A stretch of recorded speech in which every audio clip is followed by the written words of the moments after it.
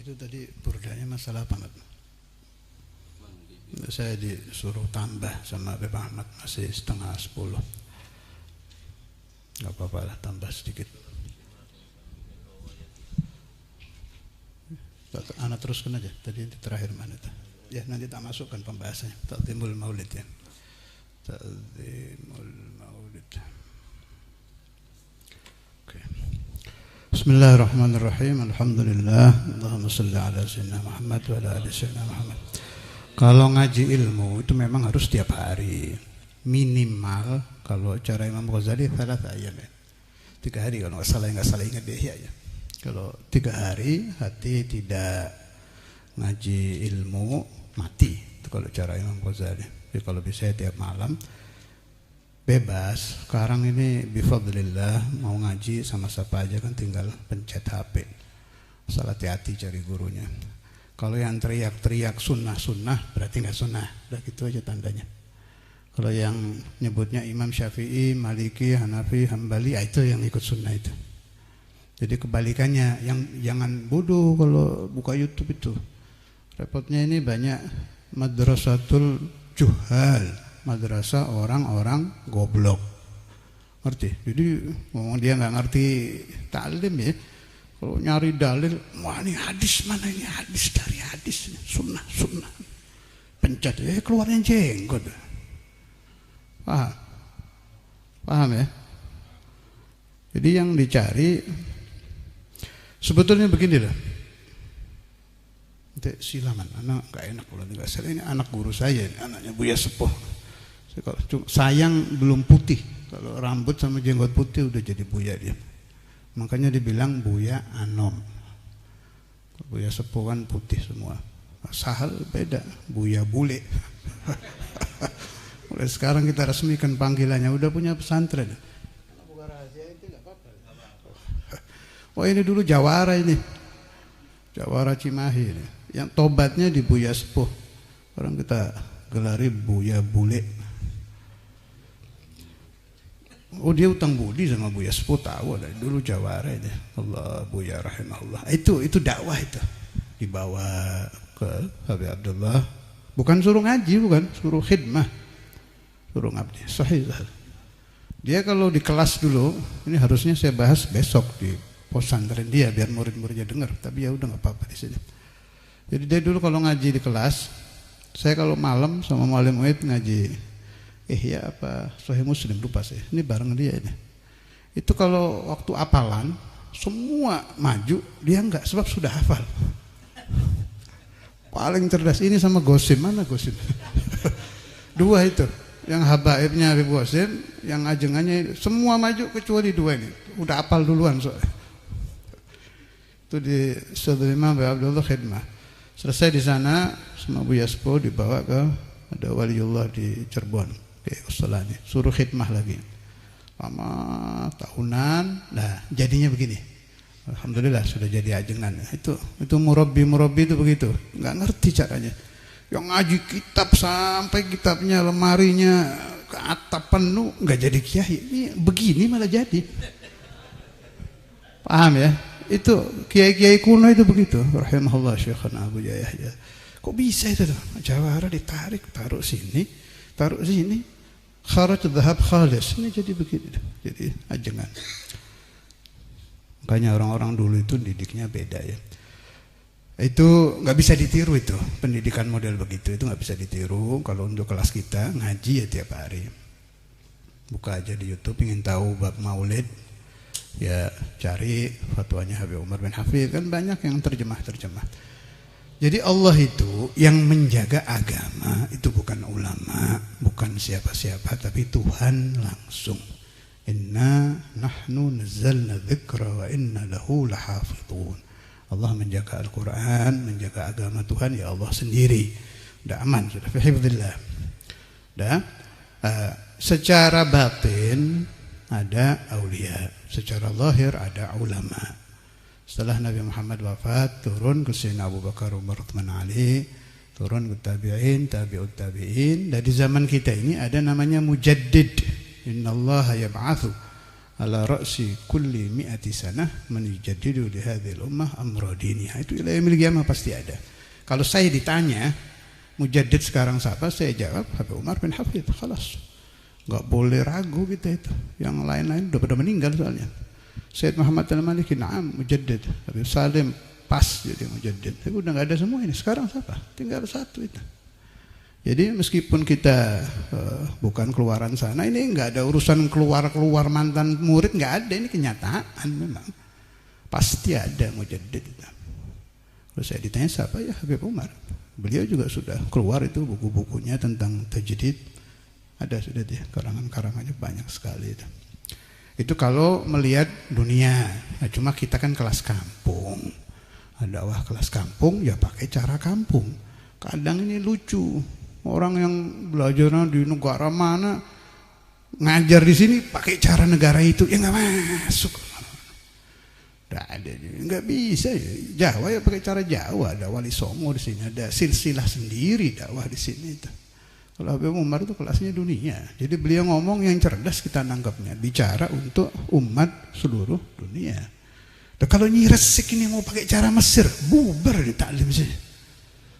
Ya, cara Saudi di sini, kangkang dikit, wah, mau sembahyang kayak orang mau perang, kakinya sakit gatal lagi, nular itu, pepetin lagi, ada boroknya. Ya Allah, ini cara Arab dibawa ke sini, ini penularan lebih dari corona ini, gatal gara-gara sholat.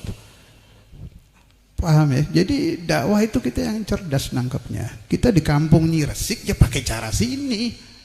Itu di Bandung pakai cara Bandung, ada musalsal sudah. Pengen tahu cara dakwah di Bandung, ya lihat Buya, selesai. Pengen tahu cara dakwah di Cirebon, lihat Kiai Qustolani, Mama Zainal Abidin, atasnya siapa? Syekh Tolha, sampai ke Kanjeng Sunan. Ya itu sudah caranya. Jangan ente baru belajar 8 tahun pakai pakaian ala Timur Tengah, ngatur-ngatur. Iya, anak kecil macam-macam. Ente sama Sunan Gunung Jati nggak ada apa-apanya, itu dakwah kelas dunia itu. Dan ini sering dibahas sama kiai-kiai sepuh kita, habib-habib sepuh kita, tentang tadi Imam Al-Habr bahas tadi apa itu? Ada tansik dakwah itu, sistem cara dakwah itu ya tiap daerah ya beda. Apa tadi kalanya?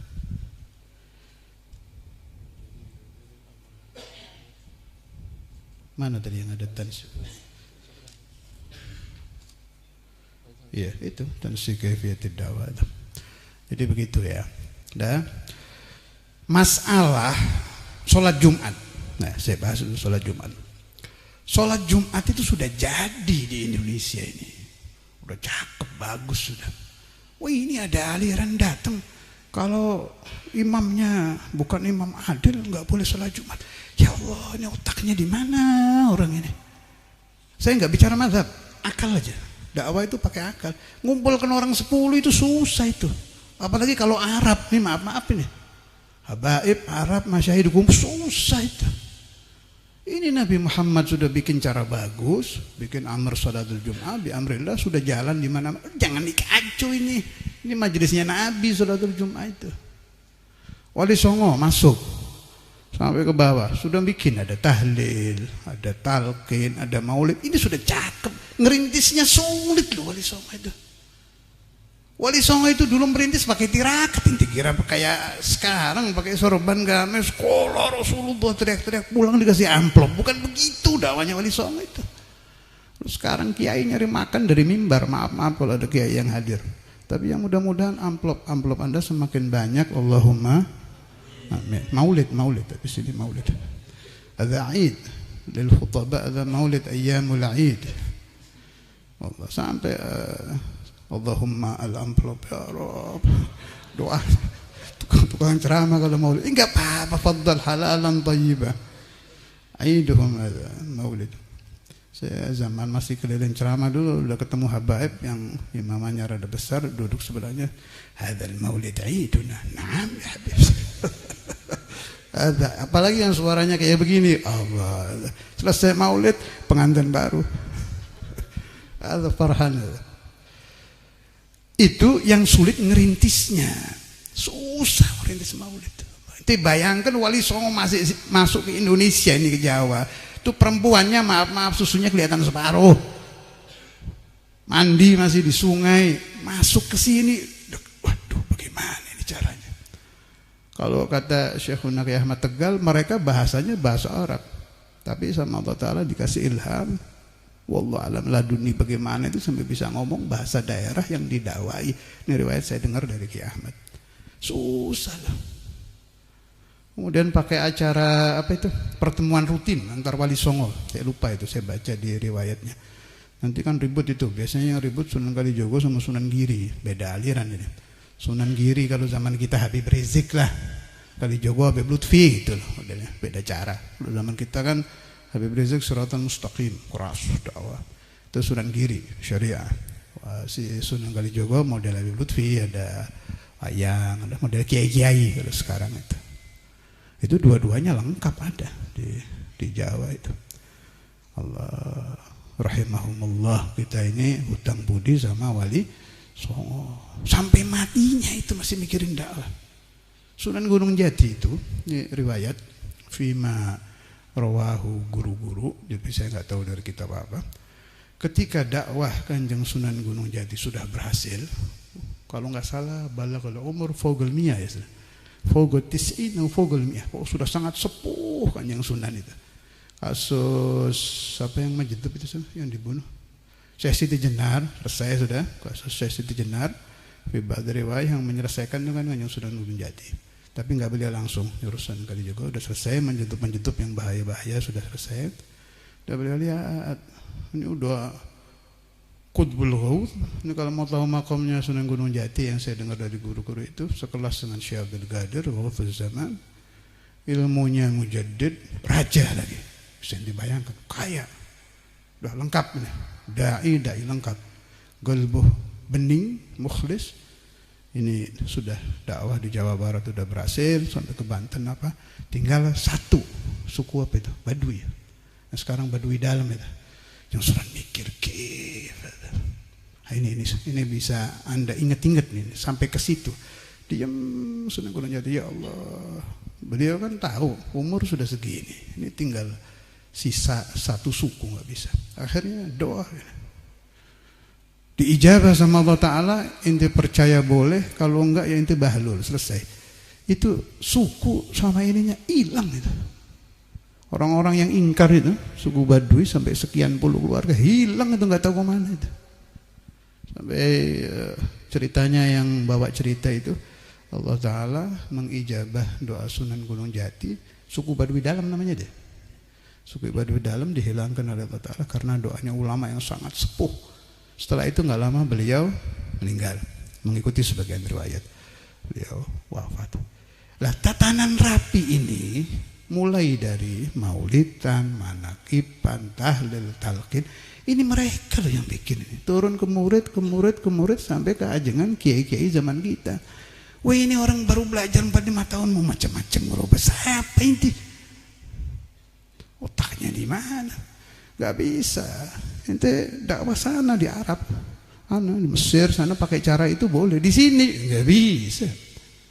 Sini sudah punya cara sendiri, metode sendiri, silsilah sendiri. Dari guru sampai Wali Songo. Jadi begitu. Kalau masalah ta'dzimul maulid yang ente maksud apa? Kalau bukan masalah hukum, bukan ya? Menghormat maulid, menghormat Nabi maksudnya. Ta'dzimul maulidin Nabi. Belum nyantol lah ya apa maksudnya. Kalau masalah hukum sudah jelas. Oh buahnya kalau orang menghormati Nabi, oh itu ya.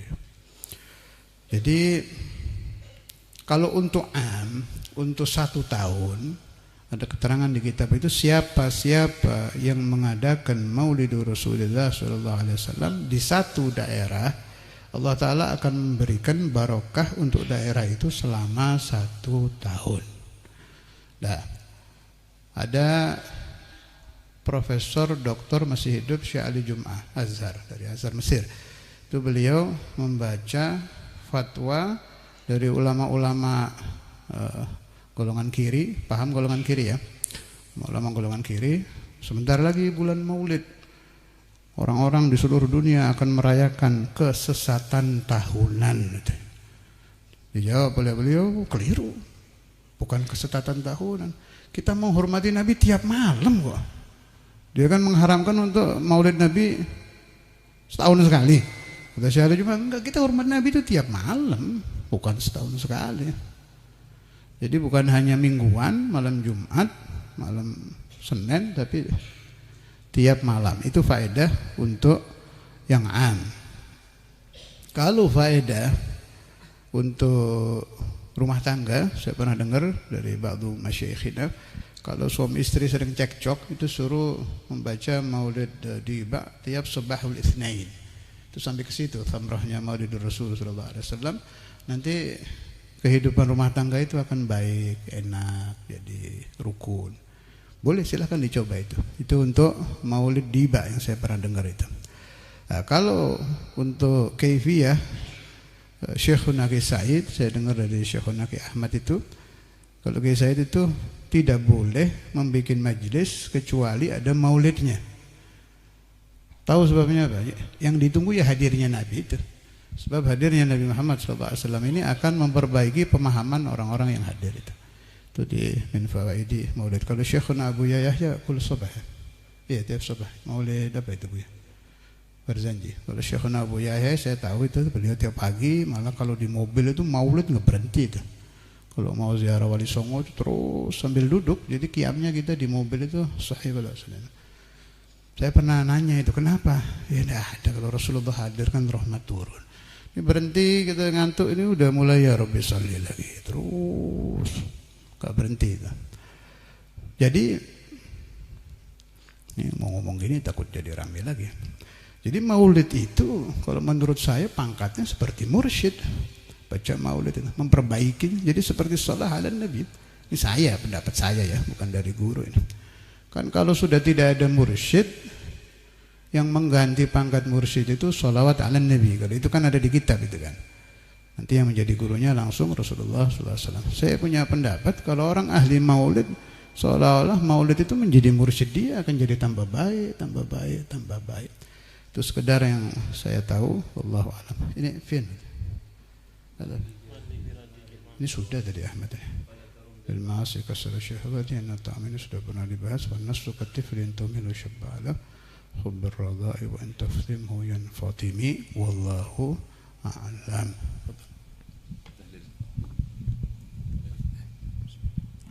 Assalamualaikum warahmatullahi wabarakatuh. Lahumul Fatihah.